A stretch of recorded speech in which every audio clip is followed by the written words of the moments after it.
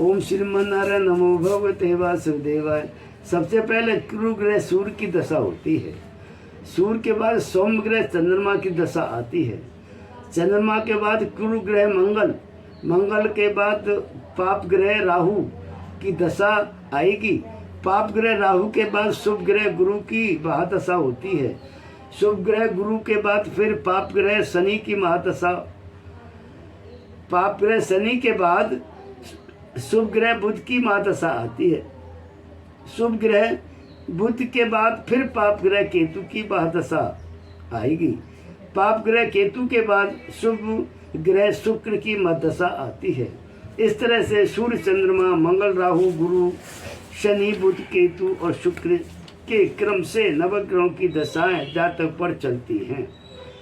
यह नियम प्रकृति द्वारा ज्योतिष में बहुत बुद्धिमानी से लागू पारित किया गया है, जिससे जातक यदि किसी पाप ग्रह की दशा का उपभोग कर रहा है या शुभ ग्रह की दशा का उपभोग कर रहा है तो उसके बाद शुभ या पाप ग्रह क्रम से दशा भोग सके, जिससे शुभ सौम्य और पाप क्रूर दोनों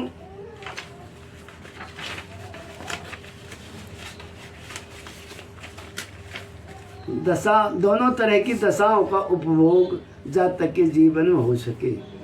वैसे तो कोई भी ग्रह हो, चाहे शुभ हो या पाप क्रूर, या कुंडली में ग्रह की स्थिति अनुकूल और शुभ है तो शुभ फल देगा, और यदि स्थिति प्रतिकूल और अशुभ है तो अशुभ फल देगा।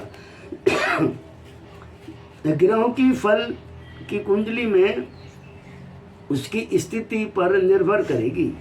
चाहे किसी भी श्रेणी का ग्रह हो या शुभ ग्रह भी अशुभ स्थिति में तो वह भी खराब अशुभ फल देगा। बस अंतर इतना है कि यदि कुंडली में शुभ पाप क्रूर सौम्य श्रेणी के ग्रह शुभ स्थिति में है तो शुभ फल देते हैं।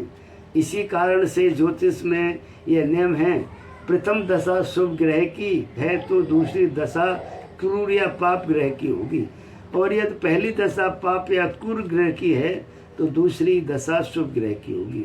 किसी भी जातक पर जन्म से सूर्य की दशा नहीं होती है।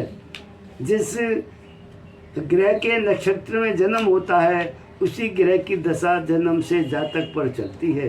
तदोपरांत क्रम से आगे की दशाएं जातक के जीवन में अपना प्रभाव डालकर फल देती हैं। ओम श्रीमन्नारायण नमो भगवते वासुदेवाय।